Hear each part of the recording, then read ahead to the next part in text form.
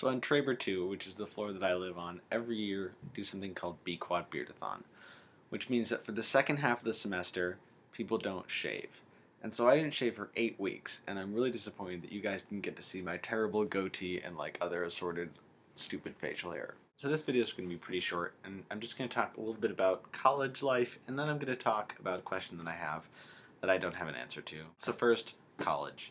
I think somehow when I left for college, I had this stupid idea that a lot of people have, which doesn't make any sense, that I would be really different at college, or that things about myself I would change, or something like that.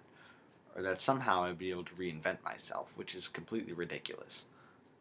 And I was surprised in a very pleasant way how much myself I am at college.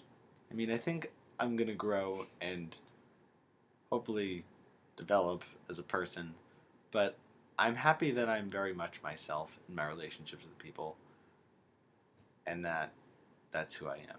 Also, something I really have been really grateful for here is some of the people who have ministered to me and that I've been able to share my life with, just what's on my mind. Just my RA, Ben Fasano. He's really wonderful, and I had a lot of really, really good conversations with him. He and I have very similar temperaments about a lot of things. And I'm really grateful for people here that I've met and spent time with who have been able to help me and to share their lives with me, and for me to share my life with them. And then for my question, I'm moving to this side of the screen and getting pretty close. Okay, so my question is either how do we have hope, or where is the kingdom of heaven? So it's Christmas time, and thinking about Christ coming. And Christ comes to die, and he's the Messiah. And Jesus is always talking about the kingdom of heaven, and how the kingdom of heaven is at hand, and that the kingdom of heaven is coming. But my question is, where is it? Honestly, a lot of the time, I'm just really frustrated that why hasn't it happened? Like, why hasn't God redeemed the world? Like, where is it? And honestly, I don't really have an answer to that, but I have some thoughts about it. Some thoughts is that this is the kind of thing, like a lot of things, that I have to surrender to God in recognizing that his ways are not my ways, and that he knows better than I do.